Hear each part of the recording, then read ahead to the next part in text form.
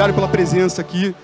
Hoje vai ser um dia com mixed feelings para mim, com sentimentos um pouco ambivalentes, porque eu estou aqui com pessoas que eu admiro profundamente, que representam as instituições mais importantes da economia brasileira, são referências mundiais nas áreas específicas que trabalham aqui, que representam a gente, são amigos, pessoas por quem eu tenho admiração e carinho especial. Mas a parte ruim é que eu vou falar menos do que eles, então é uma coisa que eu não estou acostumado, mas eu vou deixar hoje eles se apresentarem um pouquinho, contarem um pouquinho. A ideia do painel é falar um pouquinho sobre inovação. São 3 instituições, são pilares da economia do país, né? 3 instituições privadas que são pilares e que passam por transformações que são muito visíveis, né? Acho que muitos de nós aqui, obviamente todos nós, né? Reconhecemos os nomes, conhecemos as marcas, mas existe muito que acontece por baixo do capô dessas instituições que muitas vezes não fica aparente para o público em geral e mesmo para aqueles que estão no setor financeiro como nós aqui. E eu queria dar essa oportunidade de apresentar para vocês algumas das iniciativas e das visões desses parceiros da Pismo no processo de inovação e de desenvolvimento de plataformas digitais e modernas para as próximas décadas aí funcionarem no Brasil e levarem a gente para um lugar melhor do que a gente está hoje. Então eu vou começar pelo Rubens aqui à minha esquerda. O Rubens eu conheço já, não vou falar quantos anos, ele falou que tem uma foto aqui que ele escolheu, que ele tirou foto acho que não puseram a foto ainda bem, que a gente ia traduzir a transformação na foto antiga que o Josuá colocou aqui. Mas primeiro, brincadeiras à parte, obrigado aí pelo convite, Josuá. É um prazer estar com você aqui no painel mediando e com todo o público aqui para falar um pouco de um assunto tão apaixonante que é a transformação, né? Transformação digital, principalmente em empresas sólidas, incumbentes. Acho que é um desafio para todos nós que operamos há muito tempo em mercados já consolidados. Eu, me apresentando aqui, eu estou no Itaú há 19 anos, então eu tenho acompanhado o processo de transformação que acontece no Itaú. E hoje eu sou responsável pelas áreas de produtos de pagamento, né? A gente chama, o nome que a gente está dando hoje, eu vou falar um pouco sobre esse processo de transformação, é pagar, receber e gerenciar, que basicamente olha os produtos de cartão, pagamentos, PIX e pagamentos de conta em geral e conta corrente. E eu vou passar para o Humberto, ele se apresenta e depois a gente pode começar o bate-bola. Obrigado, Rubens. Obrigado pela presença. É um prazer. Obrigado pelo convite, Ricardo. O Rubens aqui do lado, é sempre bom estar perto de um cliente também que é muito próximo da gente. E na B3 eu sou diretor de produto de balcão, né, responsável pelas linhas de inovação também, né? Então a gente olha mais para plataformas digitais, tokenização, Drex e duplicata escritural, que é um tema novo agora que vai permear bastante a transformação do mercado. Acho que eu estava conversando antes com o Rubens, né? Transformação é algo contínuo, né? Então, a gente falou bastante, né? Parece que todo final do ano você está prevendo a nova transformação, uma nova mexida, parece que a coisa está mudando toda hora, né? Acho que é um pouco disso que a gente vai tentar abordar aqui, como acompanhar essa evolução do mercado e como impulsionar e não ser o entrave, né? Acho que é essa grande preocupação que a gente tem como mote na B3, né? Ser essa infraestrutura e dar essa vazão para o mercado se transformar, para essa dinâmica evoluir. Obrigado, Beto. Vou começar então, antes do Flora chegar para se apresentar aqui para vocês, vou começar com o Rubens, uma pergunta que eu acho que é bem interessante e muito frequentemente esquecida, né? Sobre o processo de transformação organizacional, né, Rubens? Você está há muitos anos no Itaú. A gente sabe de mudanças importantes que saem na mídia, né, de modelo tecnológico do Itaú, né, teve anúncio recente sobre a nova plataforma de Super App, mas muitas coisas acontecem também no modelo organizacional do banco, né, muitas transformações importantes. Você pode compartilhar com a gente um pouquinho do que tem acontecido, quer dizer, qual a visão do banco e quais são as transformações que já aconteceram no sentido de reorganizar esse banco para os próximos passos? Sem dúvida, Josué. Acho que esse é um tema de ordem agora que a gente tem discutido, é a forma como a gente se organiza para focar na transformação, mas acho que até antes de entrar propriamente na organização, é importante o como encarar a transformação dentro de uma instituição incumbente, né? Esse é um desafio de muita... A gente tem que ter muita consciência de que realmente a gente precisa transformar o nosso negócio para continuar sobrevivendo, ou seja, o que nos trouxe até aqui, o sucesso que a gente tem hoje, que nos trouxe até aqui, não é aquele que vai nos levar para o futuro. Então, acho que o primeiro passo é ter a consciência que a gente precisa se transformar. E a partir dessa consciência, eu acho que é um processo também que não acontece do dia para a noite. O que a gente tem feito no Itaú não foi uma estratégia implementada no ano passado ou há 2 anos atrás. Uma estratégia de longo prazo e que você tem que ter consistência e acreditar nela. Você não pode esperar resultados super efetivos em 1 ano de implementação de uma estratégia de transformação de um modelo de negócios. Então você tem que ter muita consistência, acreditar, e obviamente você vai fazendo ajustes, mas tem que ter um plano e um guia estratégico de médio a longo prazo.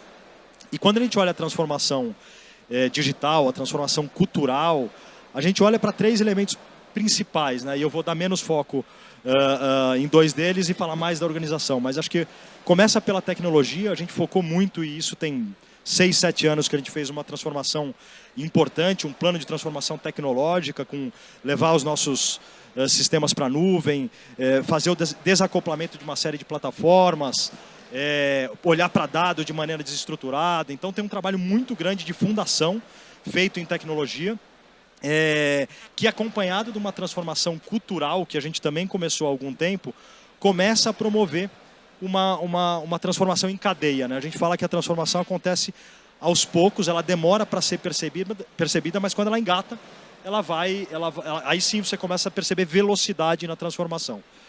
Quando a gente fala de cultura, acho que foi um ambiente bastante debatido nos últimos meses e anos ali no banco, principalmente na gestão do Milton. A gente começou a olhar para uma transformação com este mindset de transformação digital. E aí, eu queria citar 3 principais elementos aqui quando a gente pensa na consciência de transformação, que o primeiro passo foi pensar na centralidade do cliente, sair de uma organização focada em produto e focado na entrega daquilo que a gente já tinha e tentar, entre aspas, empurrar para o cliente, para começar a pensar primeiro o cliente precisa e depois desenvolver soluções que façam sentido. Então essa centralidade no cliente é um elemento muito importante na cultura que a gente começou a desenvolver desde 2021, foi na gestão do Milton já. Depois disso, um outro elemento cultural, vou passar para o Flora aqui para ele se apresentar. Quer apresentar? Tá bom. Depois disso, acho que tem um outro elemento super importante da nossa cultura, que fala um pouco com transformação, que é assumir que a gente não sabe tudo. Então, ter a consciência de que a gente precisa evoluir e tem vários aprendizados, aprender com o próprio erro, e a aceitação ao erro é um outro elemento que precisa estar instalado nas nossas estruturas, na gestão, na liderança, porque se a gente não assumir que a gente tem erros acontecendo no dia a dia, que a gente pode corrigir, que só com o aprendizado a gente vai evoluir, esse também é um elemento super importante aqui.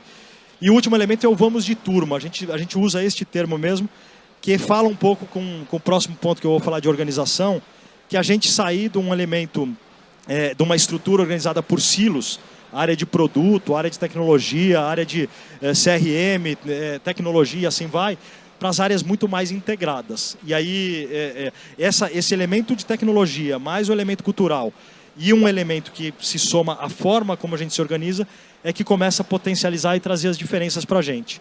Em organização, acho que a gente tem alguns passos que a gente está andando ainda. Acho que a organização ela exige mudanças constantes, mas a primeira grande mudança de organização feita no varejo do banco é o que a gente tem chamado na mídia e internamente de One Itaú, ou um só Itaú. A gente tinha antigamente diversas áreas de negócio, né? Então tinha uma área de cartões, tinha uma área do banco de varejo, tinha uma área de pagamentos, uma área de imobiliário, veículos e seguros, com várias diretorias separadas e vários objetivos estanques que não se conversavam ou se conversavam muito pouco. E a gente tem, já desde o início do ano passado, trabalhado numa estratégia única, que a gente chama de One Itaú, e que não só fala com uma estratégia central, onde o cliente tem uma oferta de produto ampla, mas fala com as nossas plataformas entregarem um sortimento de produto completo para todos os clientes. Vou dar um exemplo aqui, um número. A gente entregava parte dos nossos produtos, ou a prateleira completa, que a gente chama de full bank, apenas para 12 milhões dos nossos clientes. E a gente tem 60 milhões de clientes. Então, a gente, unificando as nossas plataformas, a gente vai conseguir oferecer um serviço muito melhor, uma amplitude de produtos muito maior.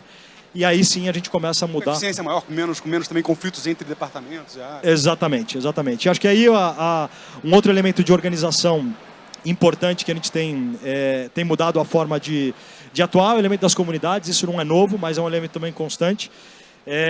A gente não atua mais com áreas separadas, as áreas estão organizadas por objetivos comuns. E o atingimento desses objetivos não tem um atingimento específico de uma área de tecnologia, ou de uma área de produto, ou de uma área de negócio. Tem um atingimento que é entregar uma experiência melhor para o cliente. E isso a gente começa a perceber. Quando eu falei que se somam os elementos de cultura, com elemento de tecnologia e esse direcionamento organizacional, a gente agora, recentemente, está colocando essa plataforma no ar e tem visto uma série de benefícios sendo entregues, valor real entregue na mão de cliente. Vou dar um exemplo aqui com a nova estrutura a gente chama de hub de cartões no super app do banco. É diferente do que a gente pensava no passado, um aplicativo específico de cartões. Agora a gente tem uma área dentro do super app do banco com uma experiência muito melhor e a gente tem tido resultados super importantes com o cliente, não só resultado de venda, porque tem uma mudança de mindset de venda para atender necessidade de cliente, mas com uma aceitação muito melhor, NPS muito maior, com resultados vindos de contexto correto de oferta de produto para cliente e não mais de um push de vendas com ofertas desconectadas com a realidade de cada cliente. Então, acho que o resumo desses 3 componentes bem equilibrados aqui, entre tecnologia, cultura e toda a parte organizacional, que é o segredo de uma transformação. Se você me perguntar se a gente está no ponto ideal, acho que a gente ainda está longe. Mas compara com o que a gente estava alguns anos atrás. Exato. Acho que é só uma maratona, não tem fim, mas acho que a gente está conseguindo conquistar bons resultados na visão cliente aqui. Prazer. Muito obrigado. Bom, vou apresentar o Flora, pedir desculpas aqui, a gente teve um problema de logística aqui. Flora, a gente está aqui apresentando aqui, né? Já apresentei o Humberto e o Rubens, e na sua apresentação já pedi para você contar um pouquinho do que é sua responsabilidade como Managing Partner do BTG hoje, e um pouco, talvez, da iniciativa de montar uma estrutura de banking, né? Quer dizer, de onde nasceu essa estrutura, o quão importante era começar já com uma experiência digital e com uma experiência moderna, o quanto tecnologia entremeou as decisões de negócio do banco, né? E como que hoje isso influencia e de que forma isso influencia a visão estratégica do banco hoje. Não, tá bom, legal. Obrigado. Primeiro, cumprimentar aqui o Rubens, o Humberto, vocês, pedir desculpa aí pelo atraso, me levaram para outro palco. O palco Imersão, por acaso, é como sempre, né? Lady Murphy, o lado oposto. Então, enfim. Mas, prazer estar aqui com vocês. Eu sou sócio do banco, estou no banco vai fazer 25 anos, entrei com 23 anos quando eu fazia faculdade de engenharia lá no Rio.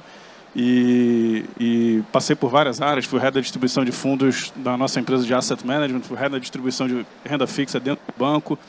E desde 2014 eu venho me dedicando a esse tema de transformação digital, né? Acho que a gente, como um full-fledged investment bank, a gente sempre atuou muito voltado, né, na maior parte, né, dos 40 anos do banco que a gente completou ano passado. O banco foi fundado em 1983. A gente atuou focando naquele cliente investidor institucional estrangeiro, naquela grande empresa, nas famílias multibilionárias. Então, o investimento mínimo para uma pessoa física abrir conta no banco até 2016, ele era um investimento de 10 milhões de reais. Então, era uma pequena camada da população brasileira que tinha acesso aos produtos do banco. E o que eu tive talvez a felicidade de perceber é que acho que o mundo estava mudando, né? A gente passou por uma série de mudanças, né? Mais ou menos ali de 2007, 2008, elas começaram a vir uma velocidade cada vez maior, acho que está muito relacionado à chegada do iPhone, depois a popularização dos aplicativos, dos smartphones, os modelos Android e tal.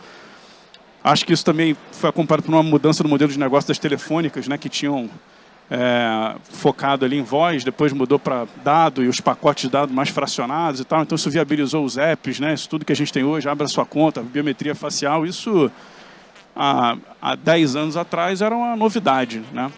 Então eu acho que eu tive a felicidade de conseguir perceber isso, que isso estava acontecendo, que ia se acelerar.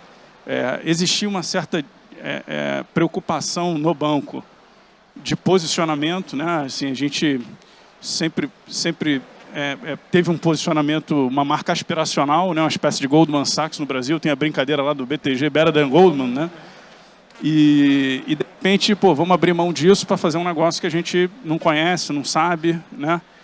E aí surgiu disso uma solução meio do caminho, que foi, não, então faz BTG Pactual Digital. E eu brinco que isso aí foi a solução para, se der errado, a gente demite Flora, mata o digital e tocamos a vida aqui como se nada tivesse acontecido. Então, 10 anos depois, né, estamos comemorando 10 anos aí que a gente aprovou essa nova iniciativa de negócio lá no banco. Eu ainda estou aqui, né, então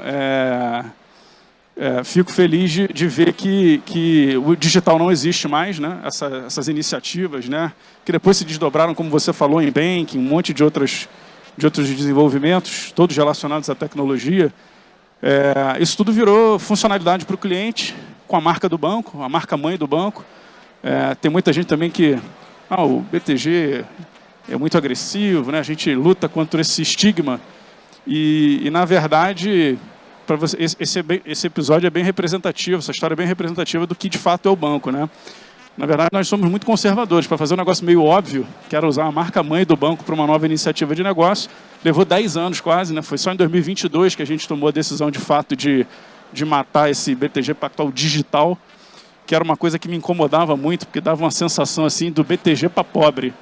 Né? Então, você tem o BTG e o BTG Pactual digital embaixo, né?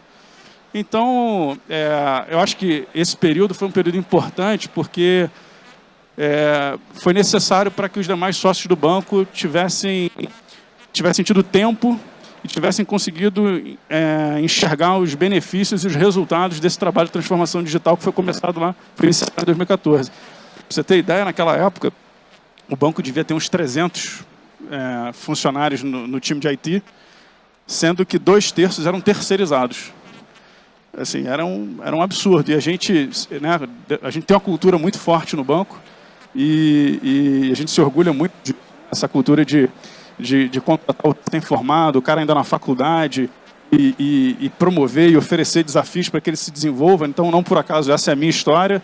É a história do CEO do banco, o Salute, entrou fazendo seu meu job em 1992, do próprio Esteves, que entrou como estagiário lá da área de IT, hoje é controlador do banco, em 1989. Então, assim, não parecia não fazer muito sentido a gente ter essa cultura forte, né, de formar gente e tal, e num ambiente em que a gente está passando por tantas inovações, você ter a principal área estratégica do banco, de tecnologia, sendo tratada, né, da maneira como era. Então, acelerando esse filme, hoje a gente tem mais de 3.000 desenvolvedores, inverteu, então mais de 2/3 são funcionários, quer dizer, a gente tem essa área como core. O cara que desenvolve as plataformas digitais, né, o banking, senta do meu lado direito, embora ele não responda para mim na hierarquia, né, mas isso dentro vamos dizer assim, desse acordo que foi feito lá atrás de, mas peraí, como é que eu vou tocar um negócio que digital...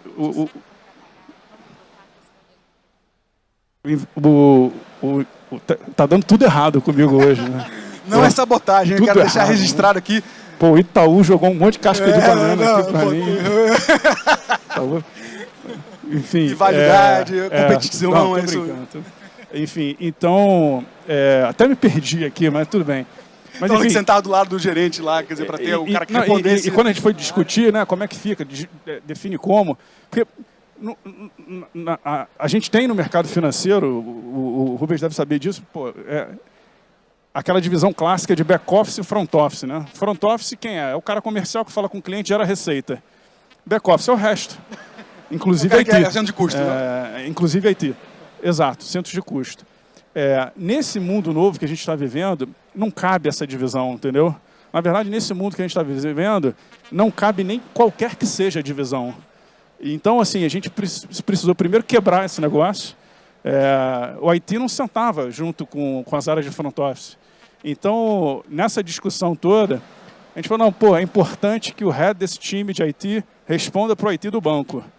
Levou um tempo para eu absorver isso. Mas depois eu também vim com contra-ataque. Né? Eu falei, ótimo, mas desde que ele sente do meu lado.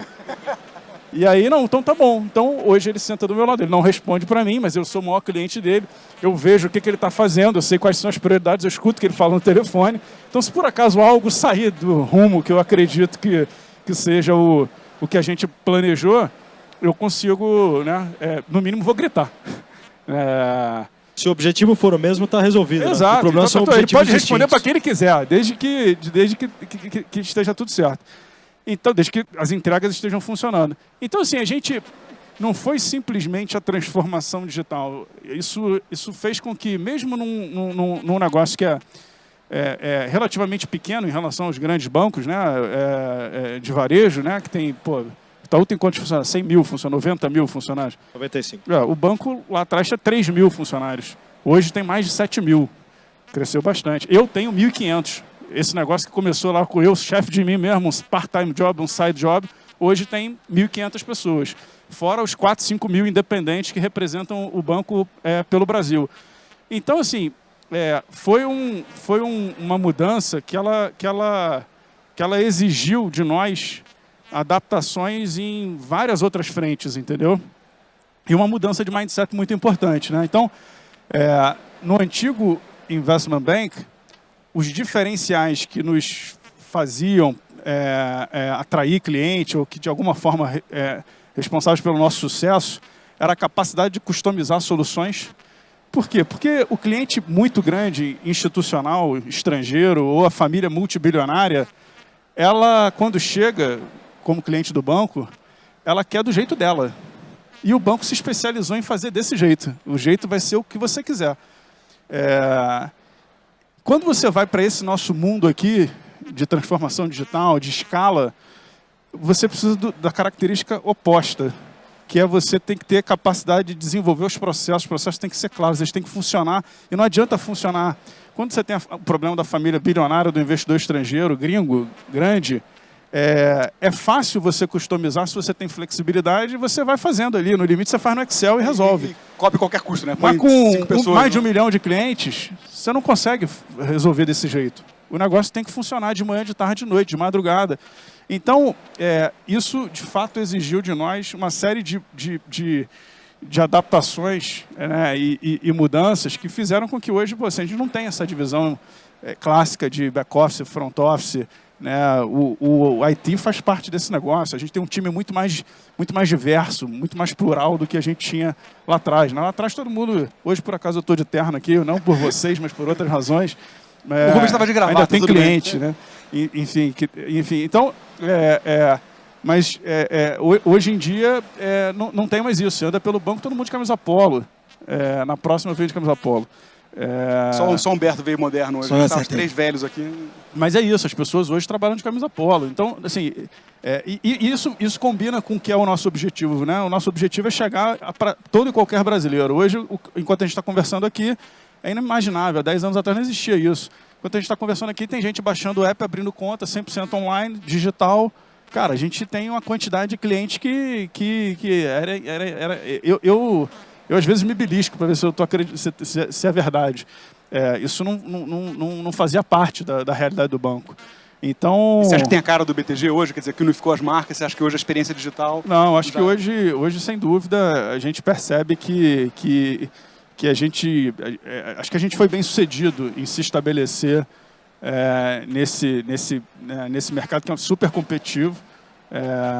Acho que a gente tem conseguido aproveitar essas oportunidades. Temos encontrado bons parceiros pelo caminho. O Pismo foi um deles, né? Eu fico só triste porque lá atrás eu fui um defensor de que a gente fizesse um investimento, além de contratar, que a gente tivesse feito um investimento. Teria dado umas 30 vezes o dinheiro. Eu participei dessa. Estaria rico. Pois é, mas enfim, não era o meu mandato, estava fora do meu mandato, para a não é comigo, enfim, mas aliás, parabéns pelo deal. Então, isso acho que vem coroar também o trabalho de vocês aí. Mas acho que é isso, a gente conseguiu fazer um pouco de tudo, né? Tinha coisa que a gente precisava fazer dentro de casa, tinha coisa que parecia perda de tempo, né? ou distração, né? Dados os diversos desafios que a gente tinha. Ter um parceiro como a Pismo que nos acelerasse, né? Enfim, acho que, de novo, a gente teve a felicidade, né? A sorte, né? Quanto mais a gente trabalha, mais sorte a gente tem. Então, a gente teve a sorte Só quem não viu a história, né? Só quem não viu a história acredita que tem muita sorte. Né? De ter encontrado e selecionado os parceiros adequados. Então, assim, hoje estamos felizes aí. Nós também. Acho que é um super orgulho. Obrigado, Flora. Deixar aqui o Humberto agora. Acho que o Humberto é o Oddman Out, que ficou até à minha direita aqui, o único aqui, né, no trabalho de gestão financeira, mas obviamente, né... sobrou para o Humberto, eu cheguei atrasado e ainda falei na frente dele.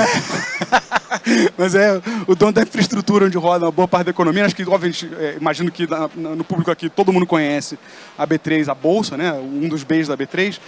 Acho que muita gente já ouviu falar no balcão, mas acho que vale a pena, Humberto, contar não só um pouquinho do balcão, né, o que hoje passa pelo balcão, quer dizer, o tamanho do balcão, que eu mesmo, que trabalho na indústria financeira há quase 30 anos, né, não tinha talvez a dimensão da escala que isso é, né, e a relevância que isso é para o mercado, mas talvez um pouco também da jornada de transformação, né, uma empresa que é infraestrutura básica, né, não pode falhar, e que também fez um processo capitaneado por você de mudança relevante. Não, perfeito. Eu vou até pegar um gancho do mundo que foi falado aqui, porque eu costumo dizer que a gente tem um assento privilegiado, né? Que a gente está de trás e conseguindo enxergar tudo o que está acontecendo no mercado. Então, a gente precisa se antecipar ou pelo menos acompanhar, porque senão o que você falou, a gente derruba as iniciativas. Então, quando você vê esse varejo entrando no mercado financeiro, isso é recente, isso é uma história recente de 15 anos para cá, que você vê essa volumetria subir. Então, a quantidade de pessoas físicas que percorriam o balcão dentro da B3 era a casa de 2, 3 milhões. Hoje a gente está falando de centenas de milhões de brasileiros já percorrendo quase toda a população. A gente fala que essas contas digitais, né, essa experiência digital, quando a gente fala de transformação, que é esse acesso ao investimento automático, acesso a ter uma rentabilização de conta, coisas que você só tinha quando você tinha um perfil, né, de investimento maior, e você tinha uma tesouraria cuidando disso para você, você passa isso de forma automática, trouxe um volume gigantesco de operações, e eu costumo dizer que esse assento vai dando a possibilidade de... A gente viu a parceria da Pismo com o Itaú, a gente viu a parceria da Pismo com o BTG, e isso fica muito óbvio para a gente. Eu falei, pô, eu tenho que estar parceiro ali também. Eu tenho que colar a minha infraestrutura em tudo que está acontecendo na ponta. Eu tenho que acompanhar essa jornada do início ao fim. E a gente saiu de centenas de milhões de operações para bilhões de operações dentro do mês, num período de 1 ano e meio. Né? Então, a gente precisa dessa inovação digital, a gente precisa estar olhando para a nuvem. Então, você quando fala de infraestrutura de mercado, mundo de bolsa, né, que é o que todo mundo mais conhece, que é uma infraestrutura mais rígida, preocupada com latência. Quando você vai para o balcão, é o contrário, né? Eu tenho que estar lá disponível e me adaptar a qualquer que seja a flexibilidade do lado do cliente. Então, a gente tem que antecipar alguns movimentos. Por causa do digital do BTG, foi a primeira operação de final de semana que a gente fez dentro da B3. Então, foi o primeiro sistema 24/7, dado o produto que vocês lançaram. O Humberto está com raiva de mim mesmo, ainda botou a culpa em mim que ele trabalhou no final de semana. Não, pra gente é excelente estar próximo do mercado e acompanhando isso, porque a gente tem que, vocês vão lançar na ponta e a gente tem que responder por trás. Então, quando a gente fala de balcão, a gente fala de captação bancária, mas a gente fala de valor imobiliário, a gente fala de derivativos. Dá uma escala, acho que o pessoal talvez não tenha escala, assim, dá uma escala de volumes hoje. Só em depósito à vista hoje a gente tem mais de R$1 trilhão percorrendo a plataforma. A gente tem hoje 4,5 bilhões de transações percorrendo o sistema como um todo para dar essa infraestrutura, para que o cliente na ponta no app consiga, né, comprar o seu CDB, investir no seu CDB, resgatar no final de semana, e que a gente consiga dar transparência, visibilidade, conecte o regulador, conecte o fundo garantidor de crédito, que foi uma alavanca importante para alguns novos entrantes. Então, a gente precisa responder a toda essa dinâmica do mercado. E quando todo mundo fala incumbente, a gente faz parte dessa relação incumbente, mas os bancos digitais que entraram depois, eles entraram pegando uma infraestrutura que a gente montou pelo pioneirismo do BTG. Entendeu? Foi o primeiro usuário dessa infraestrutura. E depois a gente tem hoje 5, 6 bancos digitais rodando lá dentro dessa infraestrutura.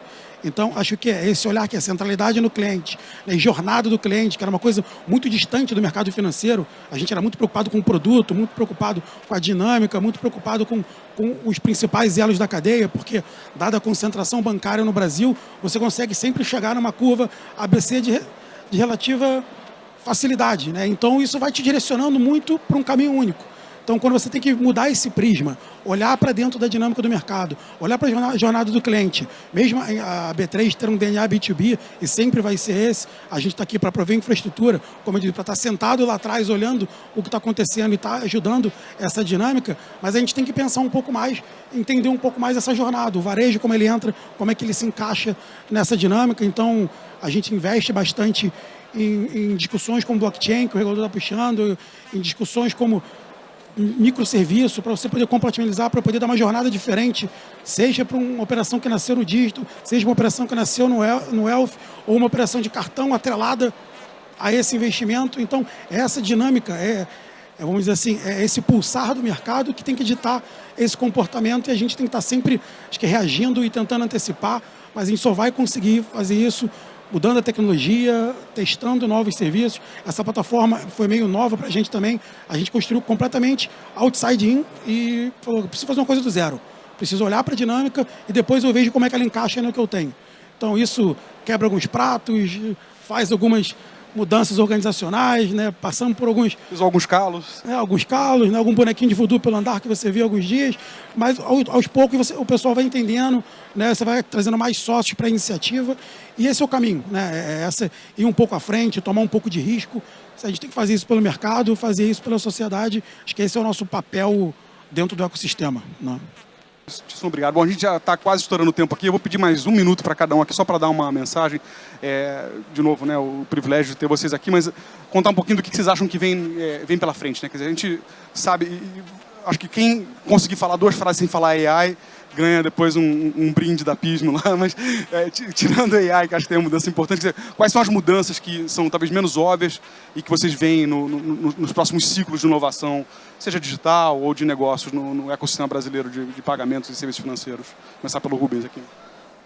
Acho que o que eu não vou falar AI, mas eu vou colocar mais uma vez o cliente no centro aqui. Acho que a partir de AI e outras tecnologias, conseguir entregar o que o cliente precisa, eu acho que é o grande desafio que a gente tem de transformação de qualquer negócio.